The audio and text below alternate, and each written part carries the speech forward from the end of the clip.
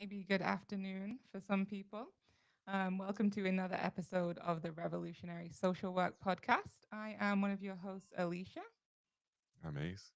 and we are lucky to be here with Shayla Dube. Can you just remind me how I say your name? Because I feel like I said it wrong, and introduce yourself. Hi, you're saying it pretty perfect. It's Dube, and Dube in the language of Isindebele in Zimbabwe means zebra. So it happens to be my maternal uh, last name. It's my mother's last name, but I was raised from the maternal side of my family, so that's the last name that I've always used from birth. Mm. And you asked me to introduce myself and left it as a blank slate. So um, the name, I think in your introduction when you were uh, marketing this event, you did write my given name and Mhm. the name that I use now. Perhaps it's probably the right time to share a little bit of that about that as a part of my introduction. So I was named Smangele, which is also in Isindebele, and it means we are surprised. I like to tell the story that it was not a pleasant surprise because my mother was a teenager and she was one of the brightest of the six children that my grandparents had. So they had better hopes and expectations for her. I'm sure they wanted her to be a doctor or a nurse or a teacher, like most parents. But instead of bringing the distinctions that she usually brought, she brought me instead. So I was named Smangele. And that meant we are surprised. Although, of course, um, I think we often say children are a blessing and what have you, but if we have to be honest with each other, no parent is happy when their 18-year-old comes home pregnant. So I've always carried that meaning that it wasn't a pleasant surprise. So as an inquisitive child who was raised by my grandparents, I asked them why they gave me that name and why didn't they write it in their diaries. So my grandmother said to me, well, it's not a priority for us, but when you're older and you have your own money, feel free to change the name. So I held on to that and I moved to Canada when I was 20 years old, just about to turn 21. So I made sure that when I got my money, I would change it. So, but a little bit of info. I think what expedited the process of changing my name wasn't just the not liking the surprise part of Smangele, but it was because after distributing my resumes and all of that, I wasn't getting the job interviews. But as soon as I shortened it to SIMA, just the SIMA, I saw like a quick um, change, a quick transformation in the calling of me for interviews. So I changed it because I realized that it wasn't getting me where I wanted. So it ended up obviously being Shayla. I wanted to keep up the initials of S, but I had to think about meaning. I just happened to be a person who critically thinks about things. So the name Shayla is apparently Hebrew. It's a combination of Shay and Layla, but it means question. So I was that kid that questioned everything. So I became a an inquisitive, and Sima, which is now the shortcut of my given name, means treasure. So I went from Mm. being a surprise to being a treasure who questions everything. So I think from an introduction perspective, perhaps I am that person who likes to question a lot of things. And I am a mother, I'm a wife. Uh, and that's just, I'm trying to stick to who I am instead of what I do, because I think most of us are so quick to say, I'm Shayla, I have a bachelor's degrees, master's, Oh yeah. and whatever. And then we struggle to talk about who we are. So to keep it short, I'll leave it at that. And if you have any follow up questions, I'm happy to answer them. I love that. I did something like this with some of my supervisees recently where I didn't give them kind of background information, but I just said, describe yourself.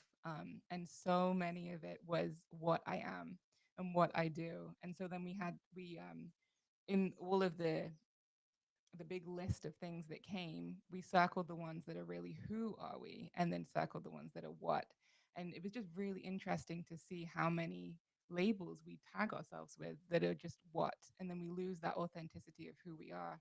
Um, Right. I think you're a lot better at this when you describe yourself and think about yourself. You do tend to go more to who who you are. Yeah, I don't think my credentials align. Even when people call me a social worker, I'm not Mm-hmm. saying I don't do social work, but I'm an educator, if you know what I mean. And so oftentimes folks are referring to me as a social worker, but really I educate social workers. I know Mm-hmm. a lot about social work, but I practice social work in the realm of social work, but not as a professional social worker with credentials. That's true. And I don't think it just I agree with Shayla. I align with that is that saying that I have an MSW or a PhD or whatever, it tells you almost nothing about me. Mm-hmm. Right. Um, Yeah, exactly. Exactly. Well, if we do have anyone in the audience, we would love for you guys to tell us who you are as well, and feel free to drop any questions in the chat as we go along because we love when the audience participates and we can have dialogue with everybody.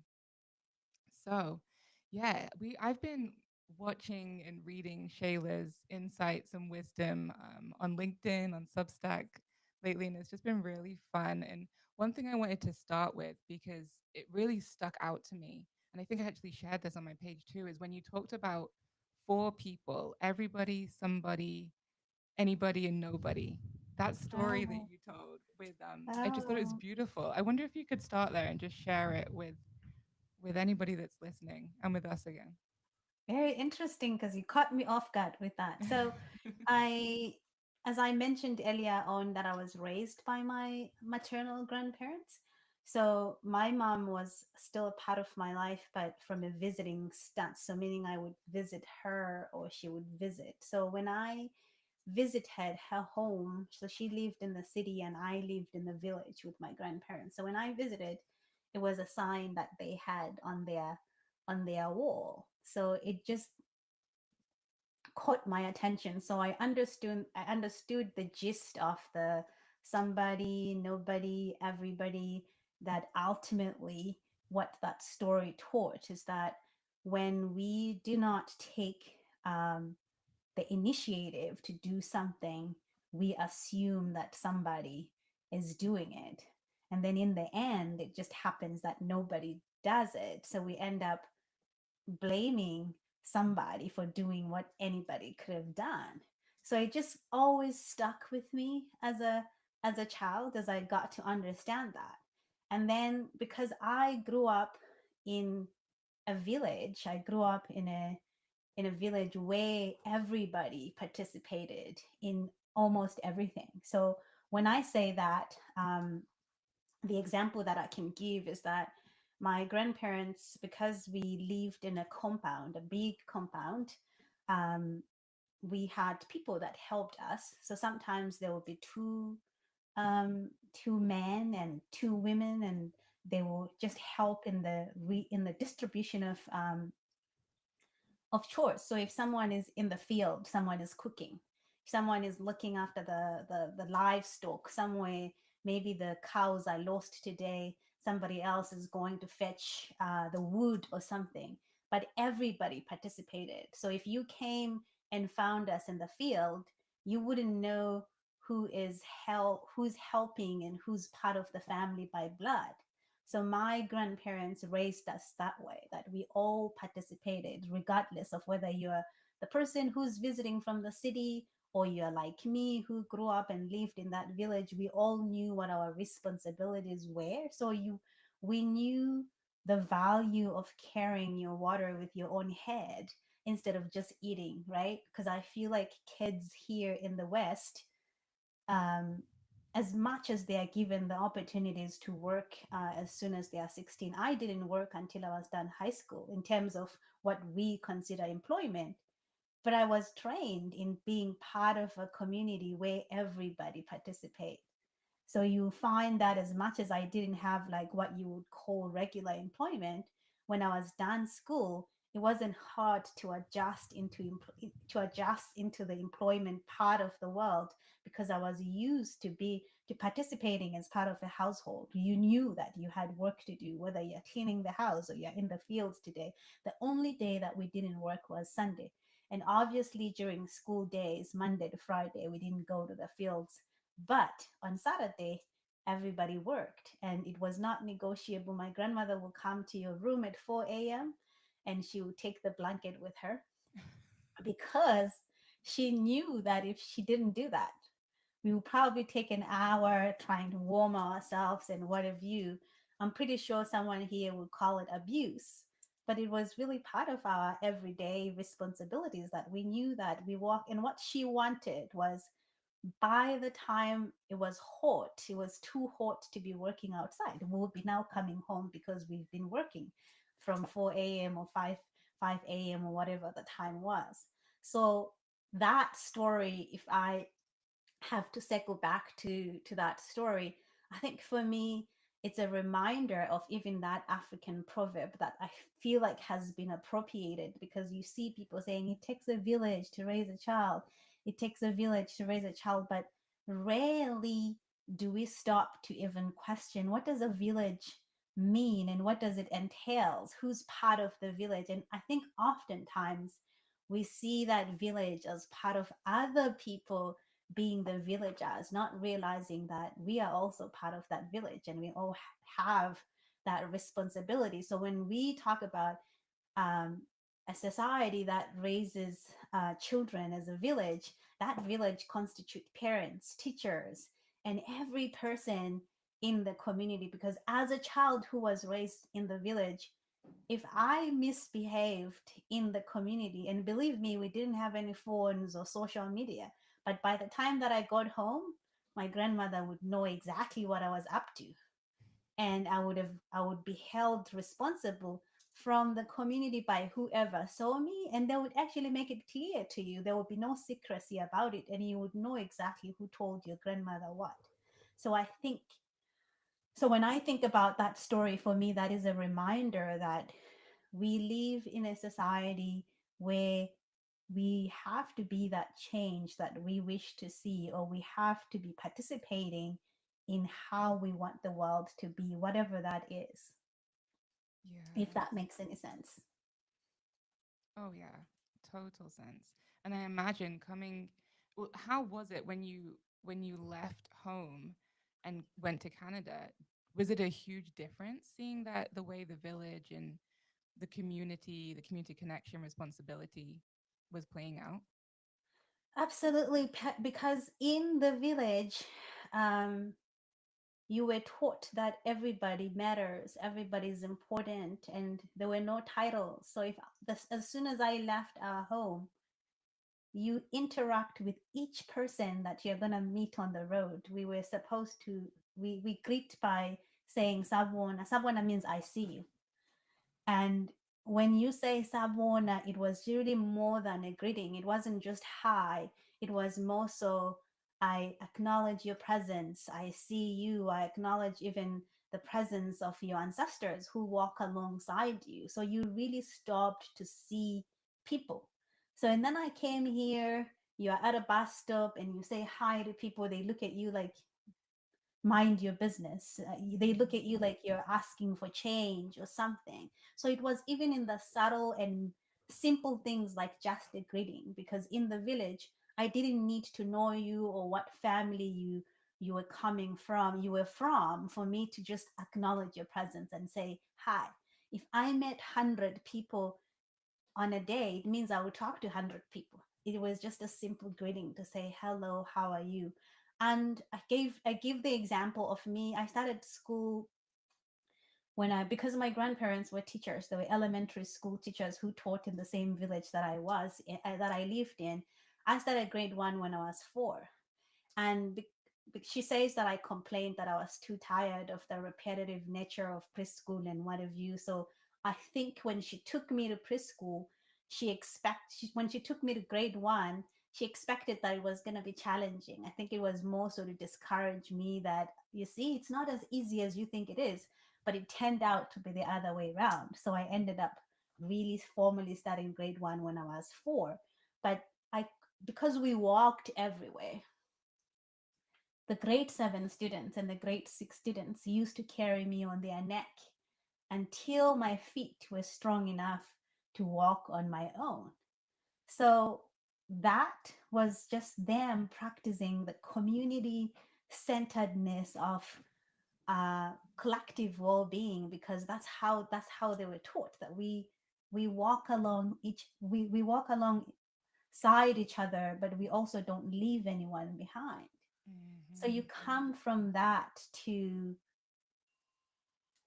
sometimes you don't even know who your neighbor is. And yet in the village, if you ran out of cooking oil, or you ran out of cornmeal, or whatever it is that you use for cooking your food, the store was far enough that you went to your neighbors before you thought about going to the store.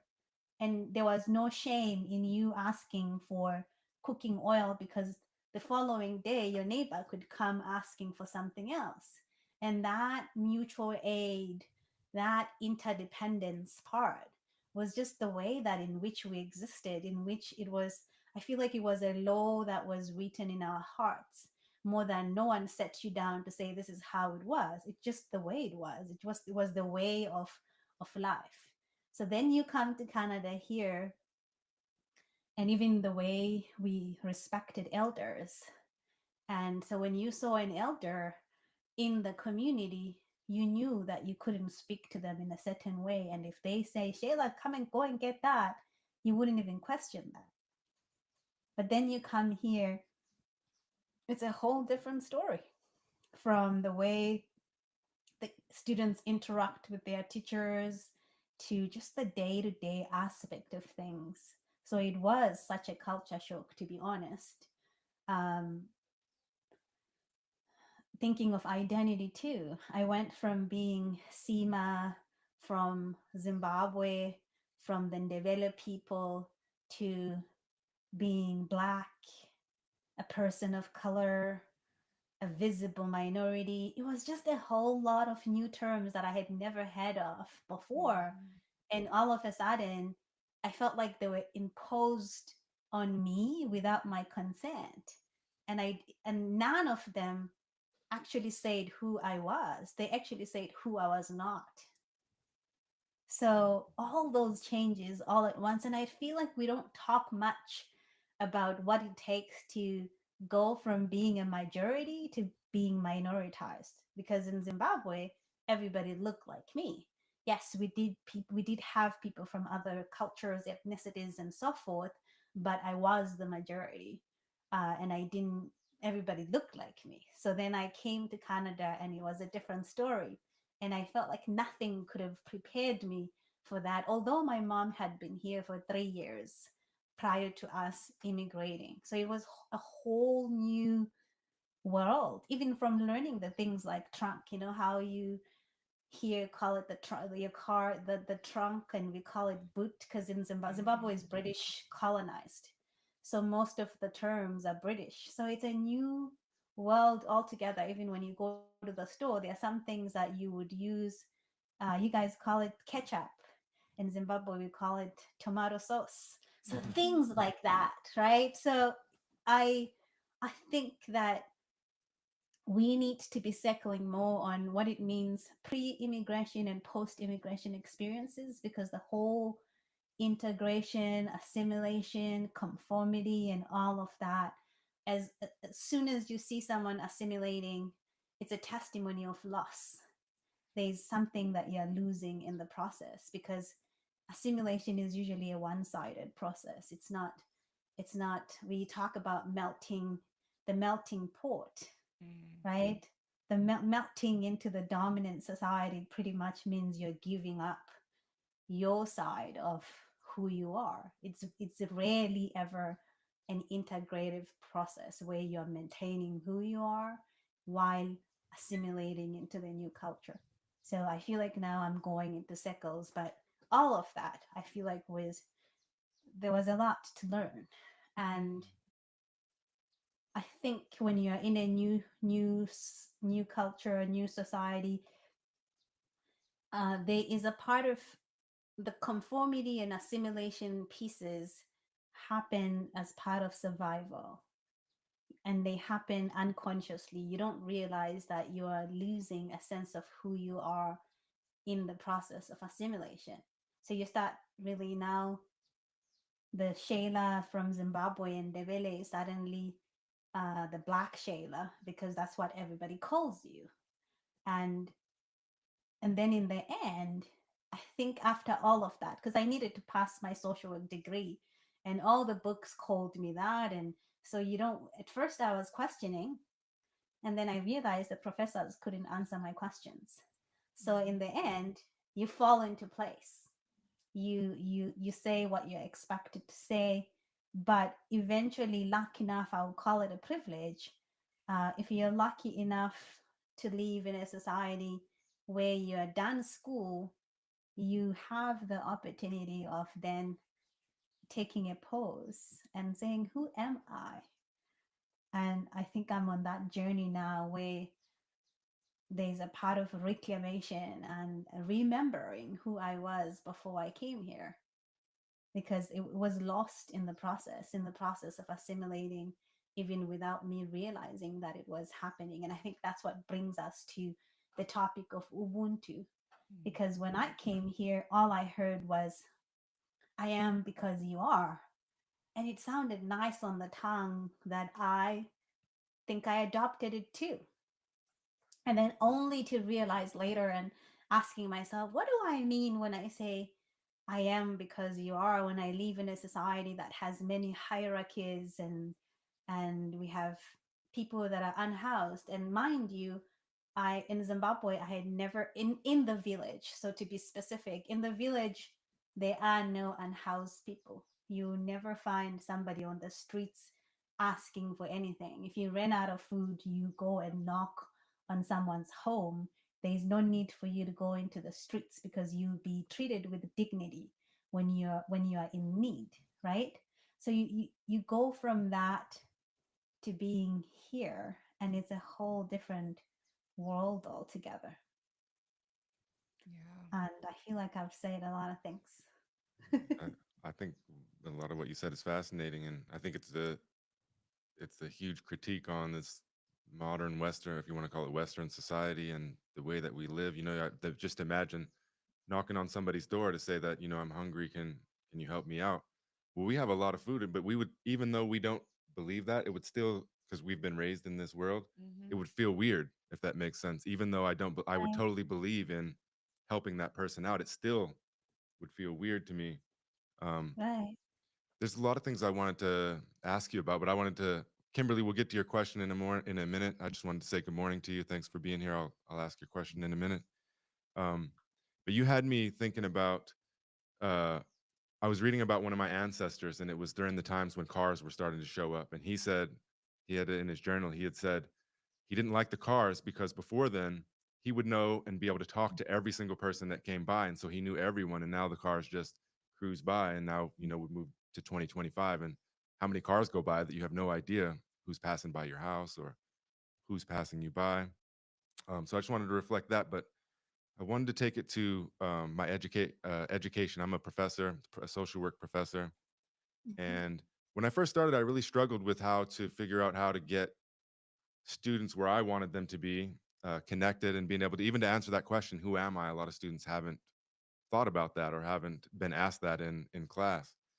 But even thinking about the village and how things have changed over time, I kind of view the way I operate a class as a village, in the sense of how can I effectively teach, especially social work. It's one thing if you were teaching biology or something, but I still think it would be relevant. But especially in social work, how can I effectively teach or learn with this group of students if I don't know them?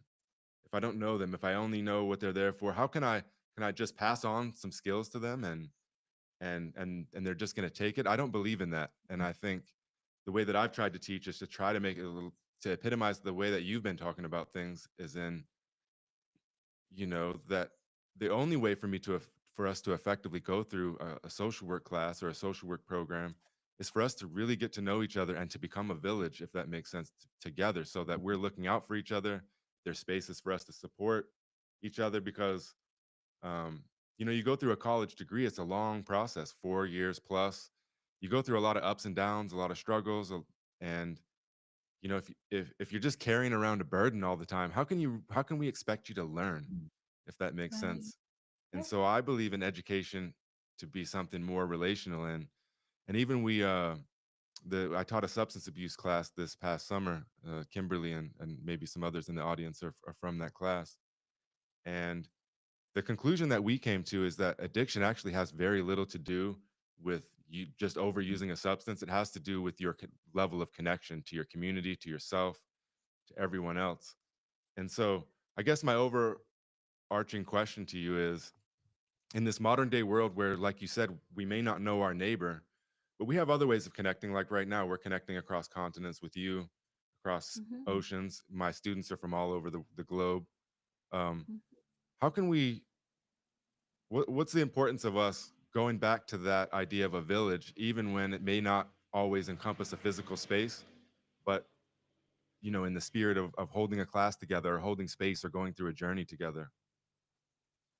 Right. You first of all, the moment you talked about cars, it reminded me of the village because my grandfather, since they happened to be teachers, we had a car. But our vehicle was not ours. It was the community car. It was the car that people came to when they had to be transported to the hospital, when somebody was sick, when there were conferences for church and what have you. It was that community car. They even nicknamed it Malaicha, which means that car that carries just about everything. So I think it's that integration process. I think we have a tendency of um, looking at the world through the binary, that it's either this or that. But if we want a society that realizes that there is no self care without community care, then we need to be looking at it from an integrative lenses versus it's either this or that. Because every time we look at it through the this and that, we miss a lot because there are some aspects of modernity that can be coupled with some things that are ancient. Like I talk about the spirit of Ubuntu, but we know that realistically we can't go back. There are aspects of um, the ancient world that we can't return to. We can't live in the bush now, and because our ancestors did and wore animal skin clothing and what have you. So I think it's a question of balancing. It's a question of balance. Like I gave the example that if my grandparents got their car, but it was just our car, then we are not really benefiting the community in a way. But the fact that the community was actually happy that we have a car now, because before that, before the people that had vehicles, they had to walk very long distance to even go to the main road where you can catch a ride to take you to the hospital. Now there is a car in the community that can take you there. It's a question of knowing which days does he go here that we can catch that ride. And it's also knowing that our home was open 24/7, because when people get sick, they are not on schedule. It can be in the middle of the night where someone comes in and say, "Oh, my wife is giving birth." And my grandfather knew that he needed to wake up in the morning and go. And sometimes it was people who didn't even have the money to give you for gas. But because they coexisted as a community, it was never me, myself, and I, but it was always us together. So when you ask how do we try to reclaim the village when we live in an individualistic and capitalist society, I really think it boils down to each and every one of us realizing that none of us are actually self-made and can live as islands, looking back from the basics that even our existence, you being here, you are here because two people came together, right? And for us to exist and to thrive, We are wired for community, even though we can convince ourselves that, oh, I'm better off in solitude and what have you. We know that long term solitude just becomes isolation and loneliness, right? So it's really just remembering that we are meant to exist as a community. And what does that look like in the concepts of where you are? And the concept I teach too, but I teach only two courses: Afrocentric social work and the placement class, Mm. because I really just didn't want to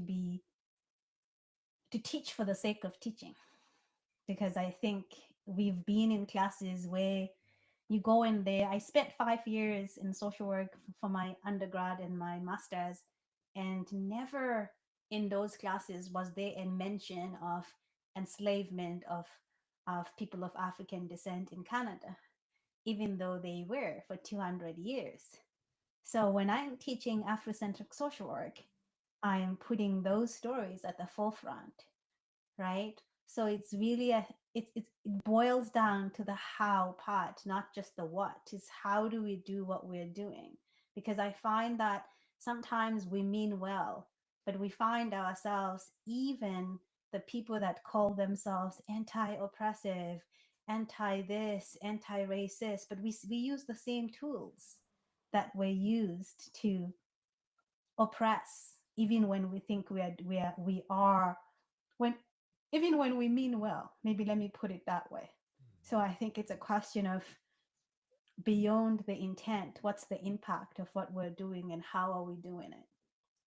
So it's good that you say to your students, how do you teach your students when you don't know who they are? But I think you are able to do that because it begins with who you got to know yourselves first. We are not able to give what we don't have. So if you haven't taken the time to reflect on who you are as an individual, what is your culture, who are you, you're very unlikely that you would ask those questions with your students and be interested in knowing who they are beyond what they do, beyond what they bring to the class. So it really begins with us doing our part as well. Yeah, Yeah. Hopefully, I answered your question. absolutely. And I just wanted to repeat what you said. How can I know my students if I don't know myself? Or how can I even have Hmm. the desire or the curiosity if I have never had it about myself? Hmm. Right. Exactly. And that's the same with, we talk about clinical social work. How can I help my clients without knowing myself? And this is why it's such a huge part of revolutionary social work is that personal inner work, looking inwards and knowing ourselves so that we can do this outer work that is very challenging, but we cannot do that until we look inward. Um, yeah, there's so much that you talked about that I think aligns so closely with the values of revolutionary social work, which we can get into a little bit more. But I do want to go to the chat. Um, Okay. who do we have? Let's take Kimberly first. Yeah. I'll Okay. read this one. Kimberly asks or says, she says, I love the wisdom of your grandmother taking the blanket. I was also raised in a multi generational family where participating was a part of our way of life. Were you able to carry with, were you able to carry your grandparents' wisdom and ways forward to your own children in a different cultural environment? Hmm. That's a great question. I wish I could say yes. Um, but unfortunately, that world that my grandparents raised me in, I no longer have access to it. Right? We do not have a farm that we're going to work at. Um, we we live in a society. I'm in Canada, and I happen to have three children, whom I wish that I would have somehow planted the same seeds that my grandmother planted. But in the grander scheme of things, I'm trying to survive. Sometimes there were times when I had three jobs and what have you. So you find yourself really just invested in survival and just making sure that if someone gets to school on time and what have you. And there's not so much.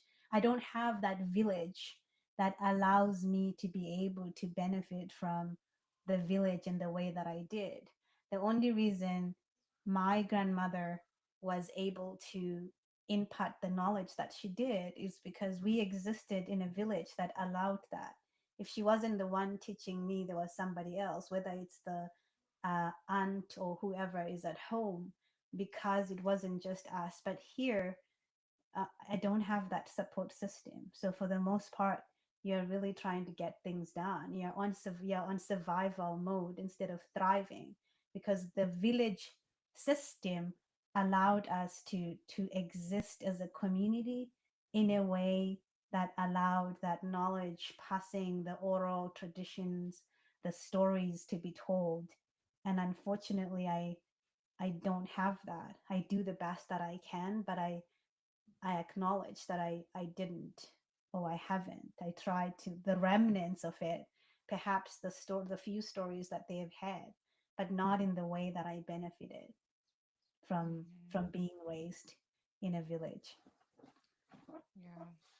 We empathize with that too because we are away from both of our families and we don't have that village created here yet. Hopefully that will come, but it's hard and you sometimes are in survival mode where we both have to work full time and there's so much more that we would love to give the our children in terms of like presence. But we do our best when we are present, we try and be as present as possible. And I think that's kind of the balance that you were talking about before. It's never perfect and it's never equal, but when we really place intention, and be authentic in the way that we're trying to live those values that are super important to us while we're trying to also survive in this world society that we're in, as much as Right. possible we have to find some sort of balance. Yeah, my the great example. My first child started daycare when she was five, 5 months old. My Our second started daycare when she was literally uh, 3 weeks old. Mm, I was in school full time, and unfortunately, there was no part of me that even considered the fact that I could take a break from school, because while I was in school, my part of my financial stability depended on the student loans that I had. So me being off school and having to look after my child could have meant that I needed to be on child welfare or something. But at the time that I was in school, I was literally living on student loans. So I didn't have that choice of I can leave my child at my grandmother's or at my aunt's, the yeah, way that I grew up that way. I had never been to a daycare because that's not how we existed. When we say village, that village meant the child is literally raised by everybody who's trusted by the family. So I unfortunately, my children, I took our youngest with me in 2023 to visit and back to the village where I was raised, because my grandparents, I'm very fortunate that they are still alive in their 90s and 80s. They are still there. But my child did not connect with it in the way that I did, because for me it's home. That's where I had not known any other home until I was 20 something, or until I went to college and stuff. So for her, she just didn't connect with it. Even when I went back to say goodbye to my grandparents, she asked to stay in the city with my cousins, because mm, it just didn't feel she didn't connect with it in a way that I did. And yeah, there was and I as I say that, and as I noticed that, there was a part of me that grieved that, because had I had the resources to visit as often as I needed to, it would have become part of home for her early on. But taking her at age 10, when she's never been there before, it became a culture shock for her. yeah, because raised in a world where in the city or with technology, with the disconnection that we're living in now, it is a culture shock. And I do want to get into that more, but let's go to Michelle. Let's see. Michelle says, knowledge is input, wisdom is output. I love the inherent mental pause that must happen for each one of us, personally and internally. We need to pause and recognize the need to pause and reflect on our responses, but more importantly, our reactions. And then Michelle asks, I'm curious, how do you approach those who don't know who they are? How do you help them realign? Um, that's a great question. And I want to answer it by sharing a story that in one of my social work classes, one of the students used the word people of culture to talk about, I guess, those that we can dub marginalized people, people with marginalized identities. I had explicitly shared my dislike for the word people of color. So in her mind, she was trying to replace the people of color with people of culture. And so I listened to her for a while. I didn't want to interrupt, but I also didn't want to be lost in her presentation. So I interrupted and I said, "Excuse me, do you mind just telling us a little bit what you mean when you say people of culture so that everyone, at least who's listening to your presentation, can follow?" And she froze, and I just could see. Eventually, we were able to see that what she meant was what I say, the replacement of people of color.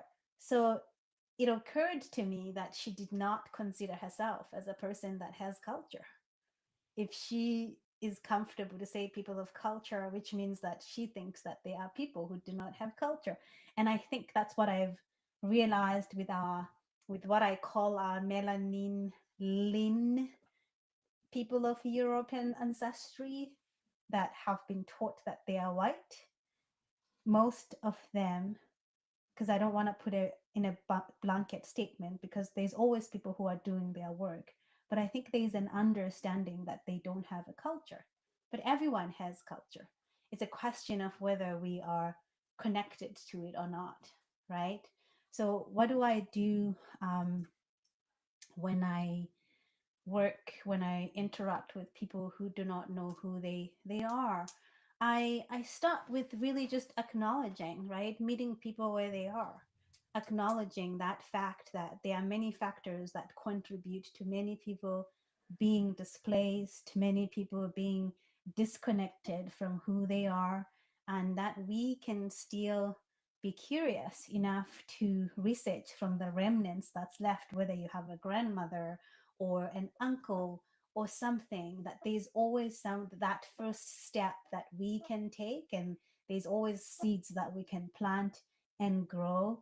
Sometimes it can look like just a family recipe. It's going to look different from one place to another, but I think it's important to realize that we are in a culturally and linguistically diverse world, and when we take the time to be curious about what it means for you, for your family tree. And I'm saying that with realization that some of us are, some people are adopted and what have you, and they may not even have a connection of anything, because some adoptions are closed and people don't get to know who they were before that adoption.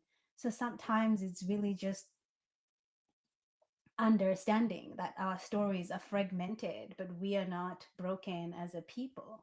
That we can, if we can piece if we can somehow piece the pieces of our stories together somehow with whatever knowledge that we have, sometimes that's all we can do. I specifically use Tree of Life. I really love Tree of Life as that methodology that explores so much that the mainstream modalities haven't done for me, because it starts with, it uses the tree metaphor to look at different aspects of your life without pathologizing you, without turning you into a medical term, but starting with the roots. The roots look at your story as a child. Who are you? Who are your people?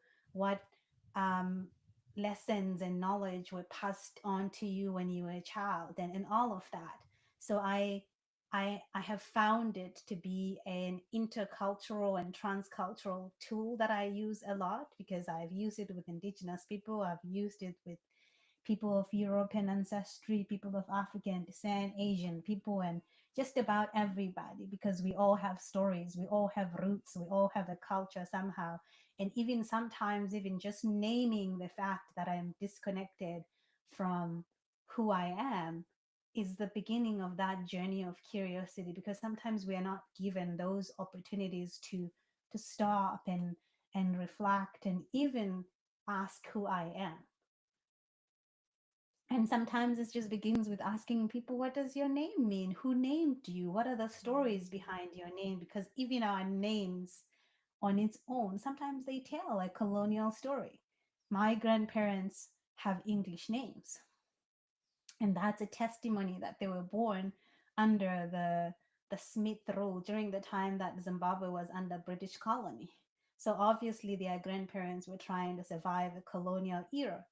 But when they had their six children, everybody has a Ndebele name, and to the extent that they gave me their grandchild a Ndebele name, right? So it's really all those stories, and sometimes it's a question of just asking someone, "Do you speak another language other than English?" And because people do a lot to that assimilation process that I talked about. And sometimes you're changing your accent because you're so tired of people saying, "Pardon me, what did you say?" And you just have to survive that.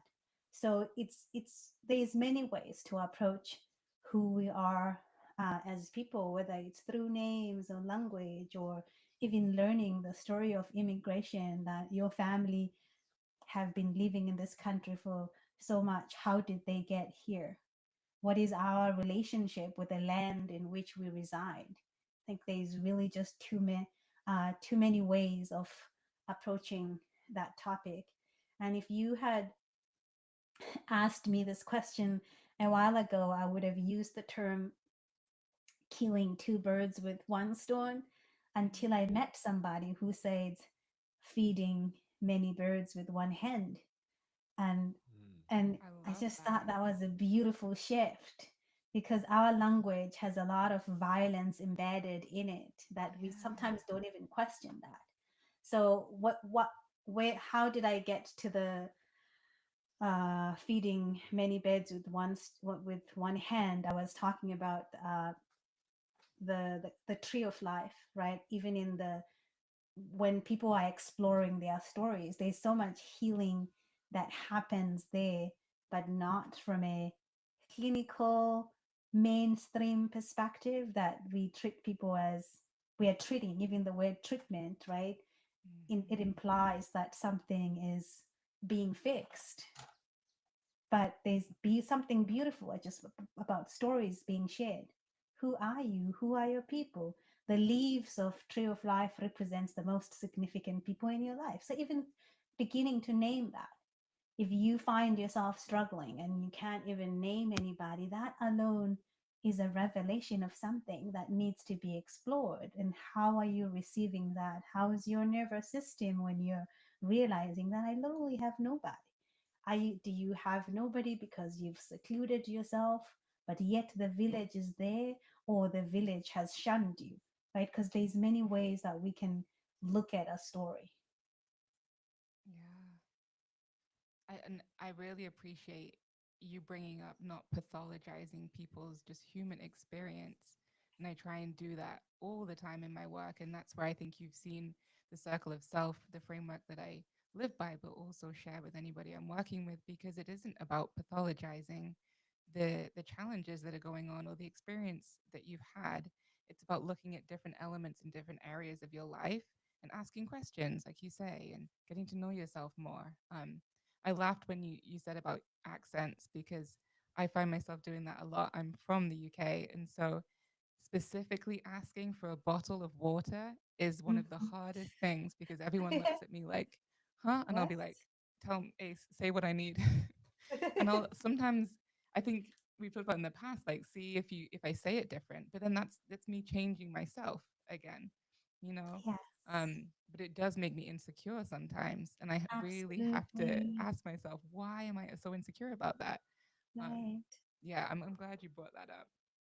Culture is so important, and we come from different cultures. I mean, you're from here in the States, I'm from the UK, and I have I know my ancestry somewhat. I know my ancestry from Nigeria, my father's side, but uh, immigrated to Jamaica, and so and then my grandparents from Jamaica were part of that Windrush generation that went to England, um, and so everyone was quite displaced. And my mother is from England, and it's really hard to find our ancestry past England and Jamaica, and even in Jamaica, the Right, records is so difficult. But when I've right, talked to people, it is what you're saying. It's just asking questions and knowing right. myself and the land and looking at stories and things like that. Whereas Ace has your ancestry is a lot easier to find, and it's beautiful learning about your family and the culture that that comes from, and then we can create our own culture in a sense from what we know, Absolutely. right? But So. I just wanted to add one thing before turning it back to you is that from my experience, my own reflection of my own journey, and then working with students all the time, is that Mhm. many of us think that culture is just something that you inherit, that it's only something that's inherited, that it's given to you. Right. Whereas it's Mhm. also something that you can create, you can actively create. Because right, culture is Absolutely. created by by people living, and thus the culture Yes. becomes of that. And so you have the autonomy today and the power and the freedom, the ability to develop. You can't change everything, and you do inherit, culture, but you also can play a role in creating it actively for yourself, for your family, for your children, etc. Right. And what you said, in Tree of Life, I always say to people, the tree it's a living tree, and it can be uprooted, right? The tree can be replanted. And you just reminded me of Dr. Wade Noble's quote. He said, and I believe he's an African. He specializes in African-centered psychology and Africana studies. He said, culture is to people as water is to fish. Mm, And I've just found that so enlightening and insightful, because it speaks so much about the impact that culture has on human behavior. Because some of the things that we even call culture are the things that we inherited as trauma, and that we've somehow normalized and we call culture, right? So it's such a beautiful way of just, and I think that alone for me is a reminder that everybody does have culture. And like you said, we can reauthor our stories, we can read story, we can write new books altogether. Um, and it's a question of realizing that, mhm, who are you co-authoring your story with, because life is a co-creation process. We are never just solitarily creating something, even unbeknownst to us. It's really just a co-creation. I have the two of you here retelling stories about social work mhm. and sharing that his history was easier to find, and you're like, there's some remnant and some pieces in my story, but I'm and the other thing that I think is important is that your body tells you when you feel, whether you feel at home or not, when you're in a place. There are some places that you just go and something feels familiar, and you may not be able to put your fingers to it, but you just feel a sense of home, and sometimes that's enough. Yes, that is so true. And I think when as soon as you said that, whenever the sun is shining on me and I feel the warmth on the skin, just this morning I was outside and in my yoga practice, and the warmth of the sun on my skin does feel like home. No, it's Right. very comforting, and yeah, yeah. Thank you for that. We do have another question in the chat. I, Is this Michelle? yeah, and I think Michelle's question ties right into this because Mm, we were just talking about. Whereas I can go on, I a lot most of my family went through the state of Utah at some point, and so they're tied to.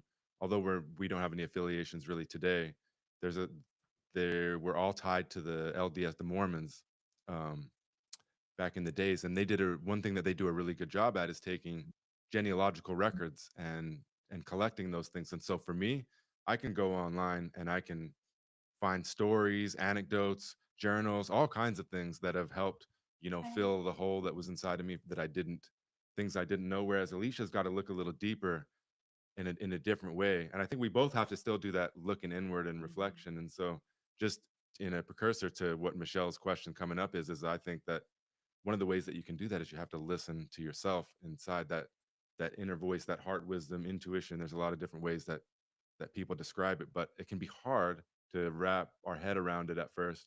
But if we listen, then sometimes those answers will manifest themselves just by, looking inward.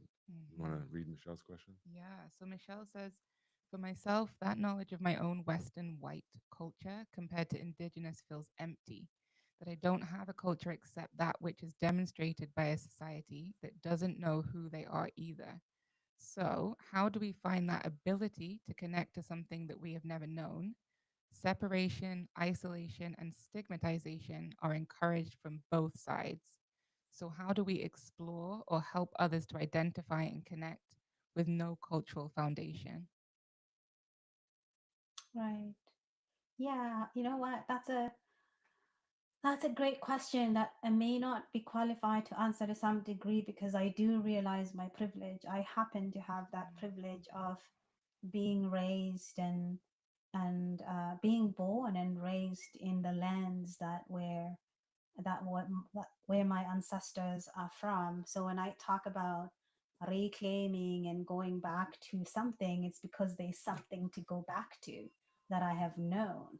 So it becomes a very complicated process when that has been disrupted to the point that there's no records of your history and what have you. But I think that every time they nobody is ever a passive recipient of an experience. We are always trying to survive. So you will find that in the survival story of your ancestors, there's always something that's left that gets passed on, whether it's, I don't know, it could be some pieces of the language or some stories or whatever. But in cases where there's no trace, I find myself struggling with how to answer that because if it's not there, it's not there. You can only work with what you have. We can be as curious as what's available to us. If you don't have grandparents, great grandparents, I think it becomes really hard to say this is what I'm tracing, this is where it's at if there's none. And I think it goes back to what Ace said about creating our own cultural ethos and our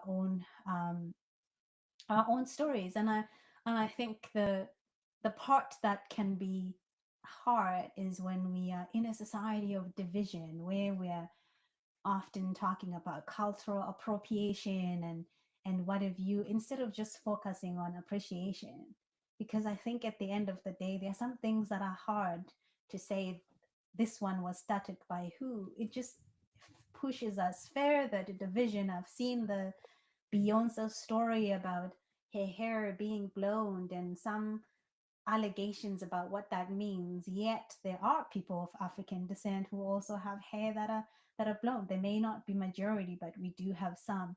So it's Mhm. really tough to when you're working with fragmented information or information that has been distorted. And I think that from a colonial perspective, we know that a colonial agenda was that of destruction and distortion because it's hard to control something that is very plural and that has multiplicity. But when you homogenize things and you flatten them, it's easy to control.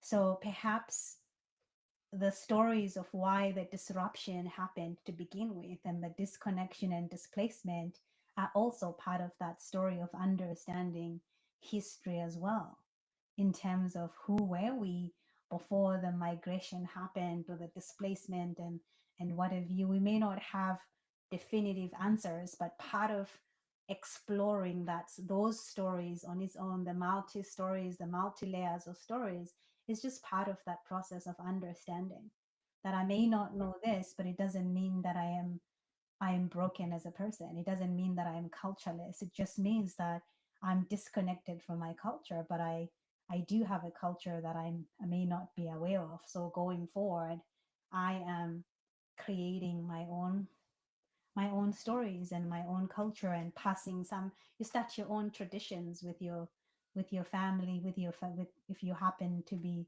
to have your own family that you've started, we can, because when we look at, even culture is dynamic too. There are so many, there are very few things that have stayed the same. Things changed with time and seasons and what have you. So I think it's looking at culture not with as a static, a linear thing, but more so as a nuanced concept that we can recreate and co-create. Yeah. And it goes back to going inwards too, when there's not so much external information.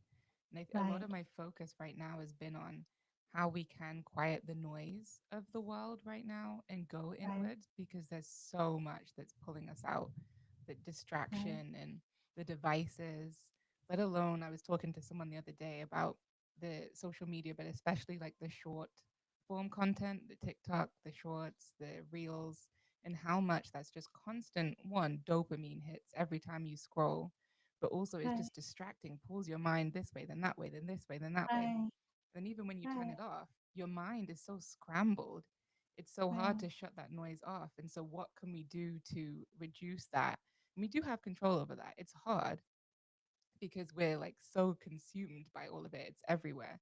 But we do have control of how much we consume in that way, and how So much time true. we spend, in stillness as well. And so, I wonder if we could just touch before we finish on technology and AI as well, because I've seen you talk a little bit on AI and how using it and not using it, and how other people, the judgment of other people of using it, and where is it safe, where is it taking away from authenticity. And so maybe you could Right. just talk a little bit of what's been coming up for you. Right, right, right. And then I think part of cultural humility is that awareness of things within our scope of practice and things where we are not, we don't have expertise. So I want to put a disclaimer that I'm not an expert on AI use and technology use, but I do remember in 2009, my professor's name was called Robert Levine, and he said, technology bastardizes social skills. And to be honest, I didn't quite get what he meant then. But I feel like I'm in full circle now where I realize that we have a lot of keyboard warriors who barely have communication and social skills, and people who don't think before they respond. It's always reactions and people barking at each other instead of dialoguing and debating and what have you. So I think it goes back to what I said earlier on about balance, right? It's if technology is used with transparency and integrity, I think it can really enhance whatever we already have. If it's used ethically, I don't see, we go back to Stonewall where we used to, we didn't even have phones. Letters had to be written. That is when we moved to a point where people could write, right? We go back to the ancient times when we couldn't, when we didn't even know how to write. But we live in a world where things are changing, and as things change, we also adjust to the changes. So I struggle with the accusations of theft when people say, "Oh, AI is just theft and it harms the environment," and I, without going into the whataboutism and what have you, but I just struggle because I think we can agree that technology on its own, everything somewhat harms the environment. It's not like we are Mhm. living on land and on trees and hunting and cooking by fire. We have electricity now. We have stoves and fridges that uses electricity and stuff. So I struggle with selective, um what word should I use? with selective morality, when people can pick and choose the causes that they want to police and what they think is acceptable to them. If I just plagiarize your work and I reproduce it as my own, I think that's a simple black and white situation that's unethical. But if I go onto ChatGPT and I say, hey, create two black women for me, and this is the concept that I'm saying, I honestly don't see any big harm with that. Does it plagiarize other people's work? I believe that it's argued that these AI tools, sometimes there's an issue of other people's work being plagiarized and what have you. Yeah. I think we can pick and choose what works for us, but ultimately, I find myself, because it's just in the last, I happened to had a post that I think in the use of modern language, you could say that it went viral in a way, because I think it's got like 50,000 views and whatever. And I find it interesting that it's the one that I found people being judgmental on the AI use. But anything else that wasn't trending, nobody was questioning anything. It was all my words verbatim. I did not steal anybody's words, but because I used AI to create the graphics, I found people saying things like, you can't claim to be decolonizing if you are using AI.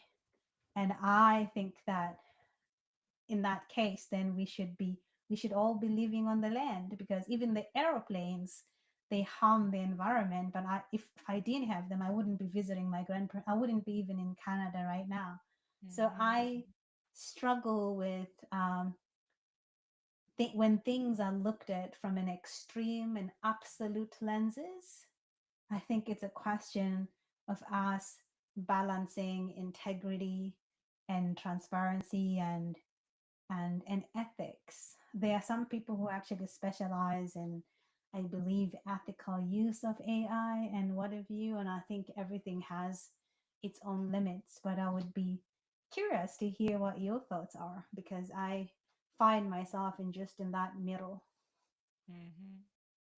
Thank you for I sharing hope I that. answered your question, because No, it's you just one of did. those raw new experiences that I'm still trying to figure out. But I'm committed to changing my mind if I found information that absolutely challenges and I see my core values being bruised and what have you. So I'm not really interested in just being right. But I'm at that point where I'm figuring it out. And that's what's key, that it can be an evolution and you can be open to new information. What do you think? Yeah, I'm no expert on the ethics behind, the use of information and all of that. Um, the concern that I have with AI as a social work professor is Mhm. it seems to be beginning to erode some people's ability to produce on their own. Of course. I agree with most of what you said. AI can be very useful in a lot of different ways, and helps me save me time from the labor of certain things that's just really laborious to go through and do it, that it does it just the exact same thing. So it seems very positive in that regard. But so I used to use and for my online courses, I used to use blogs because I'd want them to be personal, self-application and reflection and storytelling. Hmm. While some of them still stayed good, many of those blogs turned into saying the exact same thing in the exact same words. It would start off. Even AI has evolved in just the last Mm. couple of years, because at first it was stuff like it would say like tapestries of wisdom and et Yes. cetera all the time, and now it's gotten away from that so much. But almost everything is written like social work is not this, it's this, and it says the Right. exact same. Things.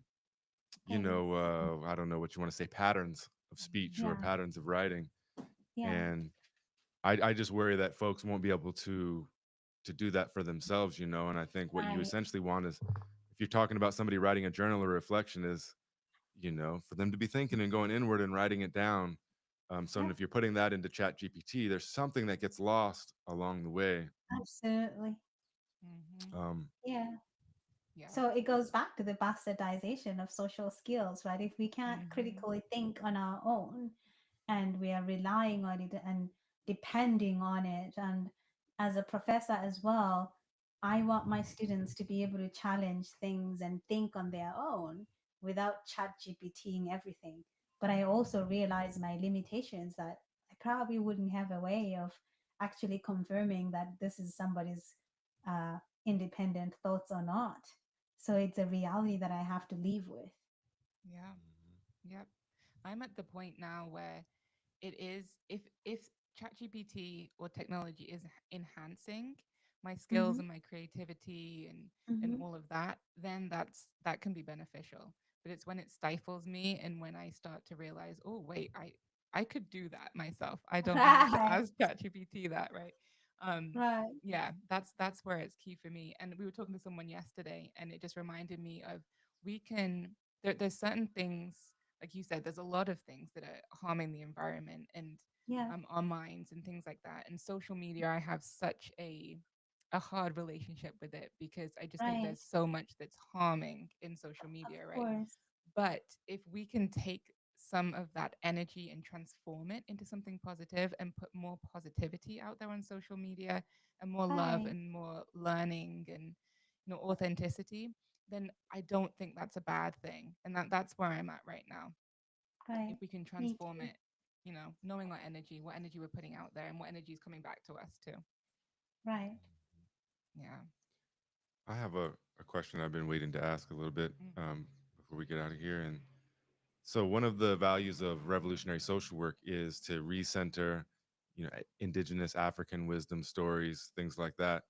And when you look at social work's a good example, I think, because social work will say is always talking about marginalized people and and and things like that. But then we reinforce the same thing. If we were to have a textbook, most of the time on something, there would be a special little chapter or something on the side that talks about an African centered thought, Afro-centered thought or idea or something like that. And so they don't center it. They're saying they're complaining about marginalization while they're doing the exact same thing in the way that we are attempting to be inclusive, but we're including it by marginal, by literally putting it on the margins sometimes. Mm-hmm. Um, and so I just wondered, I'd love to learn more about what you do in your Afrocentric social work course and how. Oh. Oh yeah. That's the actually main text, Oh, okay. uh, and it's a text that actually centers, not decenters. It just Mm. puts that African centered knowledge at the forefront, and that's the main textbook of my class.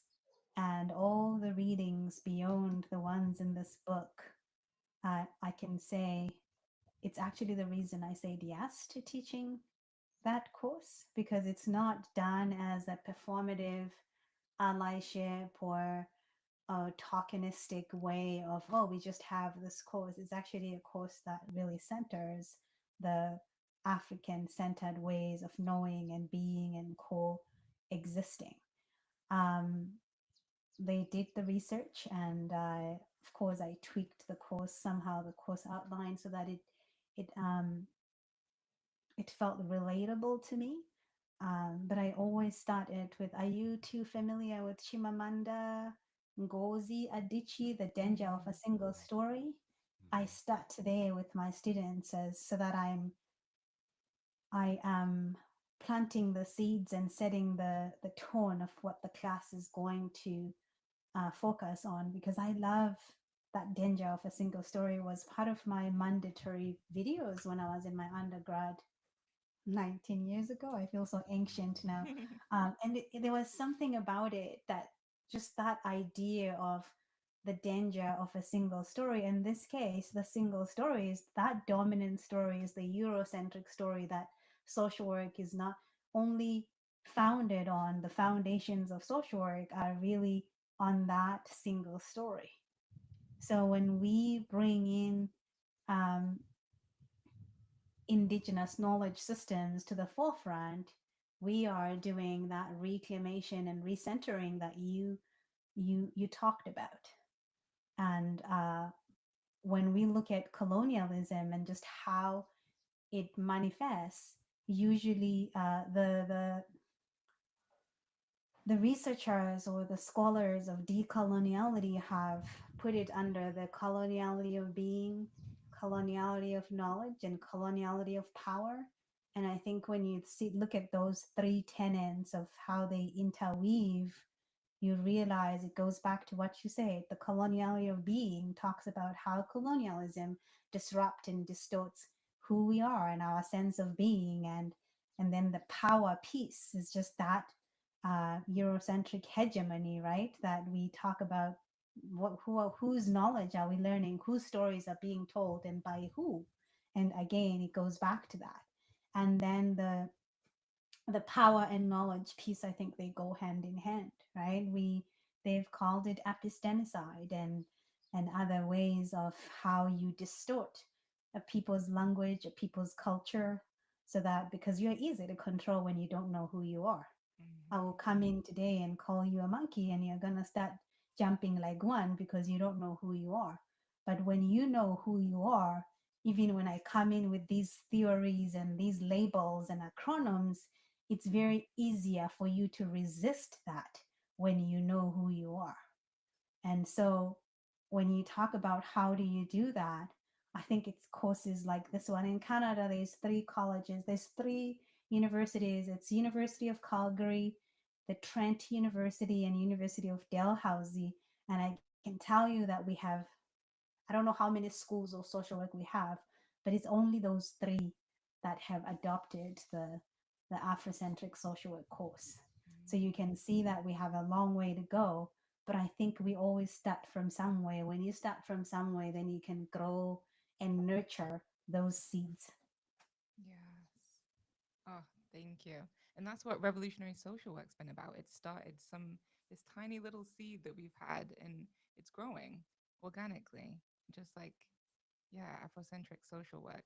And thank you for sharing that. And we'll make sure to put in the description and anything we send out, like links to the that book. And I Yeah. think you had a recent healing program too. Um, is that right with the tree of life that you talked about? Oh yeah. Oh no, there was just a it was a co-creation process. It was a non-profit organization that just invited me to go and facilitate a Mm, 6-week program of just women that were looking at different areas of their lives. And I thought Tree of Life was the best way to do that because it wasn't saying there's something wrong with them. It was more so of um, you separate the problem from the person. And what I love about Tree of Life is that what it does is oftentimes from a Eurocentric lenses, when someone comes in, you're like, oh, what's the presenting problem? How long have you had these symptoms? And blah blah. We just go straight into the problem. mm, And what the Tree of Life co-developer taught me is that that's very harmful because it's like finding someone drowning, and instead of pulling them out, you're busy talking to them saying, how did you get there? Are you breathing? Do you know how to swim? So that's so that just true. that visual for me just gave me, because I've noticed how triggering it can be for people when we go straight into their problems. But what Tree of Life does then is that you reconnect people with their islands of safety first before you explore their storms. So meaning I gotta pull you out and give you a blanket and make sure you're warm and you've regained your strength before I can even figure out how did you fall in there, how did you get there, how long have you been there. Because once you reconnect with your roots and your ground and your leaves of your tree and the fruits of your tree and the trunk of your tree, you realize that, oh my goodness, I'm so resourced. I have all these things that I had forgotten about, because wounds and harm and adversities, they tend to disconnect us and distort from our core values and who we are. So our approaches really matter because some actually can make things worse. If I'm struggling and you tell me through your CPT lenses that I have cognitive distortions, all that I'm hearing is that I'm the problem, that Hmm. I need to think positively. But we know that you can't positive think your way out of trauma. You can't positive think your way out of an oppressive environment. Exactly. I feel like I'm preaching now. Mhm. I love it. Preach away. Yeah, please. You're making me question so many things that I may have fallen into, just autopilot within my work, especially working within a healthcare organization. I try so hard to stay grounded in my values, but as soon as you said that presenting problem, that like triggered something in me, and I can see that little form on the laptop. So yeah, I'm definitely going to do some thinking and how I talk about this with the people I work with as well. Um, but thank you so much, Shayla. Really appreciate everything you shared today. I knew this was going to be a great dialogue. And thank you, everyone that came to the audience, Kimberly, Michelle, who's still here. Did you have any last words, Ace? Yeah, I just wanted to say, thank you for being you. Mm, You're a beautiful person. You're a beautiful social work. Your students have got to be just blessed and fortunate to have you. Um, you know, just thank you for being you and just keep going. And I hope that we can interact again. I just became familiar with you over the last week or so, and just everything I've seen that's popped up on social media and talking to you today, everything I've been like, whoa, this is wonderful. And so I just mm, want to say thank you. And we need more people like you. I appreciate you. yeah.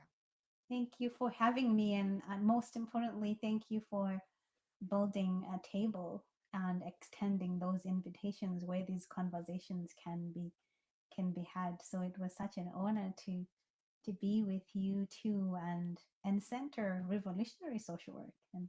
And I think the concept of revolutionary social work speak to the restoring and reclaiming and reauthoring, that just because a system is this does not necessarily mean that we need to stay loyal to it. So I really Exactly. appreciate the time that we spent together. Thank you. In my language, we say ngiyabonga. Saying ngiyabonga, that's how you say thank you in Isindebele.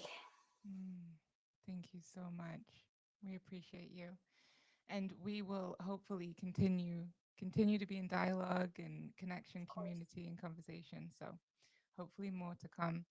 Well, I wish you a wonderful rest of your day, Shayla, and we'll be in touch. Thank you, everybody. Aloha. Peace.